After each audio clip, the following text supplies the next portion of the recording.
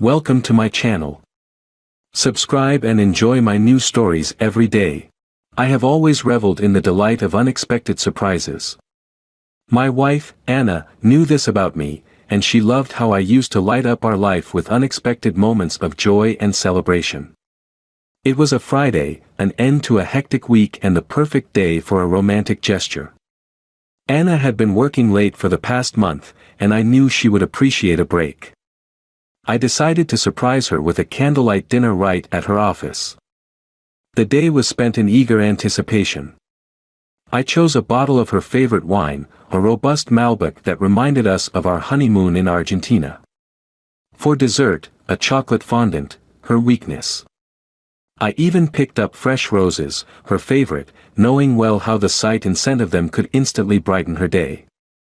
As dusk settled, I drove to her office, my heart buoyant with excitement. The setup in the trunk rattled slightly with each turn, a symphony of clinks and rustles promising an evening to remember. But as I approached her building, a sight caught my attention that froze me in my tracks. There she was, stepping out into the dimming light, but not alone. Her former boss, Mr. Harrow, was with her. They seemed engrossed in a hearty conversation, laughing together as they walked. I slowed down, my initial confusion turning to a sharp twinge of something darker as I saw him place his arm around her waist. It wasn't the friendly pat of a mentor, it was possessive, intimate, familiar. They continued to walk this way to the parking lot, and she didn't shrug him off. Instead, she leaned into his touch. I parked my car at a distance, my hands trembling on the steering wheel. The wine bottle clinked ominously against the glasses as I watched her get into his car. The doors shut, and just like that, they drove off, leaving a cloud of exhaust and my shattered expectations behind. The warm bag containing the fondant felt suddenly heavy in the passenger seat. The roses lay wilted now, as if they too sensed the betrayal. I sat there, unable to move, unable to think clearly amid the cacophony of emotions that crashed over me. The night air grew colder, and the office lights began to flicker off one by one. The reality of what I had just seen started to sink in, and a deep sense of betrayal took root. Hours must have passed as I sat in the dark, the images replaying in my mind, each loop a twist of the knife deeper into my heart. By the time I started the car, my shock had crystallized into something harder, colder: revenge. Over the next few days, I watched her closely. My once affectionate gestures were replaced by a quiet observation, gathering evidence, confirming suspicions. Each text she sent under the table, every hushed phone call she took out of earshot, added to my resolve. When I finally had enough proof, I confronted her. The confrontation was explosive, a release of pent-up anger and pain, ending in her tearful confession. But my decision was already made, the love I had once felt was smothered by the weight of her deceit. The divorce was quick, my actions calculated. I made sure the proceedings favored me, leveraging the evidence of her infidelity.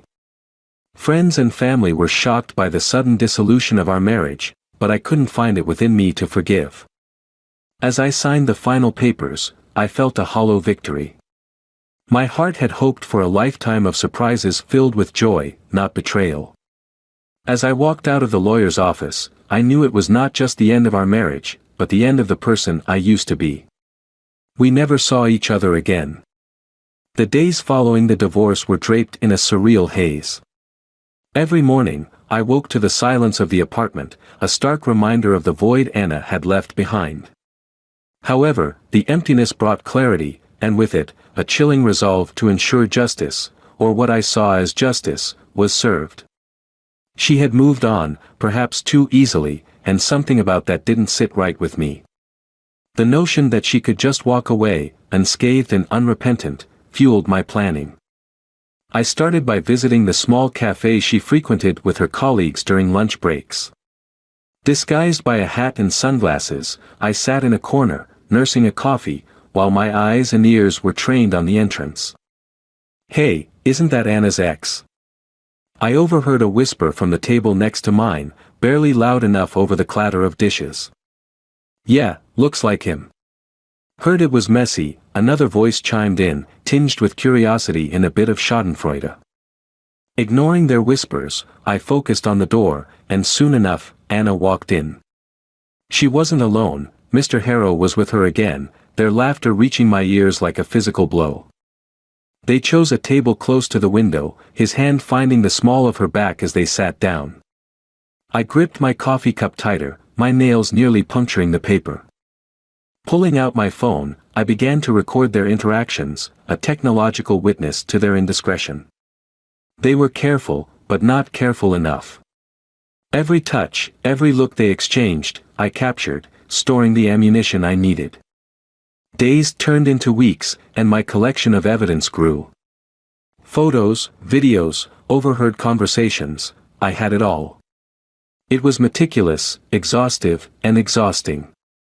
Yet, every piece I gathered was a step toward the retribution I felt she owed me, not just for the betrayal but for the facade of a marriage she had maintained.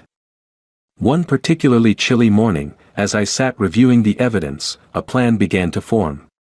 It was risky, potentially destructive, but by then, the lines between right and wrong had blurred. I decided to confront Mr. Harrow. If I could shake him, perhaps I could disrupt whatever they had enough to give me a sense of justice. I waited for him one evening in the parking lot of his office, a shadow among shadows. As he approached his car, I stepped out, my presence startling him. "Can I help you?" he asked, his voice steady but his eyes betraying a flicker of concern. "We need to talk about Anna," I said, my voice low but firm, stepping closer so he could see the determination in my eyes. "I don't think we have anything to discuss," he replied, his stance defensive.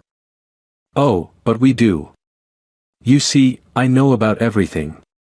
And I have enough to make things very, very uncomfortable for both of you," I continued, pulling out my phone to show him a photo. His face paled as he looked at the image, his earlier composure crumbling.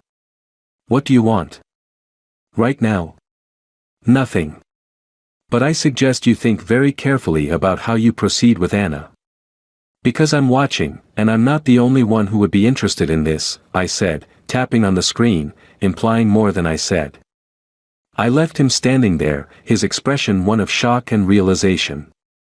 As I walked away, the first real smile in weeks tugged at my lips.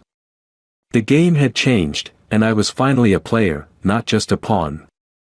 The confrontation with Mr. Harrow set off a chain of events, ripples expanding outward, disturbing the seemingly calm surfaces of our lives. I monitored the fallout from a distance, observing how the dynamic between Anna and her boss shifted. The tension was palpable even from the snatches of conversation I intercepted when shadowing them at public venues. A few days later, I chose to escalate my plan. If Harrow was rattled, Anna was next. She needed to understand the depth of my resolve. I mailed an anonymous letter to her office, the contents a mix of veiled threats and incriminating photos. The anonymity was my shield, my weapon, pushing her without exposing me. Later that week, I stationed myself across from her office building, a regular haunt now, blending into the backdrop of bustling city life. I saw her receive the mail, saw the precise moment her composure cracked as she leafed through the contents. Her hands trembled, and she rushed to call someone, likely Harrow, judging by the urgency in her movements. Taking advantage of her shaken state, I approached her as she exited the building, feigning a casual encounter. "Anna, what a surprise to see you here," I said, my voice dripping with feigned cordiality. "James. I wasn't expecting to see you," she stammered, clutching the envelope like a lifeline. "Seems like you've received some upsetting news." I nudged, watching her closely. "It's nothing, just work stuff," she replied, her gaze darting around, avoiding mine. "I hope it's not about us, or what happened." "I'd hate to think there are still hard feelings," I continued, pushing her subtly, probing her guilt. "We're past that, aren't we? I mean, the divorce is final." "We've moved on," she said, her voice a mixture of hope and desperation. "Of course, Anna. Just know that I'm always here if you need to talk. Or if you need help with anything," I offered, planting seeds of doubt about who could be behind the letter. She nodded, a forced smile on her lips, and hurried away.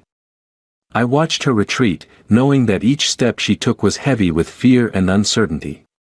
In the following days, I kept up the pressure. I made calls to her from payphones, disguising my voice, asking questions that left her rattled. I sent more letters, each more threatening than the last. The strain was visible, wearing her down, isolating her. My final move came when I tipped off a contact at a local gossip column about an alleged affair between a high-profile executive and his subordinate. The article didn't name names, but the insinuations were clear, and the description closely matched Anna and Harrow. The story spread like wildfire, picked up by other outlets and embellished along the way. Anna's professional reputation began to crumble under the scrutiny and rumors. Her isolation grew, and even Harrow began to distance himself, protecting his own position. As I watched her world disintegrate, a part of me felt vindicated, another part horrified at my own capacity for revenge. I had started this as a hurt husband seeking justice for betrayal, but as I stood back and viewed the wreckage, I questioned if the price of this retribution was too high. Yet, there was no turning back. The dice had been cast, and all players, willingly or not, had their roles to fulfill in this tragedy of my making. The weeks of subterfuge and manipulation culminated in an icy crescendo of exposed secrets and shattered lives. As Anna's world teetered on the brink of professional ruin and personal despair, I prepared for the final act of my revenge. The deception had reached its peak, and it was time for the veil to be lifted. On a grim, overcast day, I arranged for one last meeting with Anna, at the very cafe where I had first begun my surveillance. The public setting was a stark contrast to the private turmoil we both endured. I sat there early, my nerves taut, waiting to face her one last time. Anna arrived, looking worn and fragile, a shadow of the vibrant woman she once was. As she approached, her eyes searched mine for a sign of the old warmth. Instead, she found an unfathomable coldness. "James, why here? Why now?" she asked, her voice barely a whisper. "I think you know why, Anna. It's time we put an end to this charade," I replied, my words cutting through the murmur of the cafe. She sank into the chair across from me, her defenses crumbling. "I don't know what you mean. I just want all this to stop." "Stop?" I scoffed, leaning forward. "It stops when I say it stops. When I've decided you've paid enough for your betrayal." Her eyes widened with a mix of fear and realization. "James, what have you done?" "It was me, Anna. The letters, the calls, the rumors. All me. The confession hung between us, heavy and toxic. You. But why? Why would you destroy me?" Her voice cracked under the strain of betrayal. "To make you feel a fraction of the pain you caused me," I said, my voice steady, my resolve unyielding. Anna recoiled as if struck. The cafe around us faded into a blur, the clinks of coffee cups and the murmur of conversations dimming against the gravity of our confrontation. "I thought I was losing my mind," she whispered, tears brimming in her eyes. "How could you be so cruel?" "Cruelty? Is it more cruel than lying to someone who loved you? Trusting you was my life's biggest mistake. I made a mistake, James, but nothing I did was worth this level of vengeance. You've won, okay? I've lost everything now. Isn't that enough? Enough?" I paused, the word echoing in my mind. Was it enough?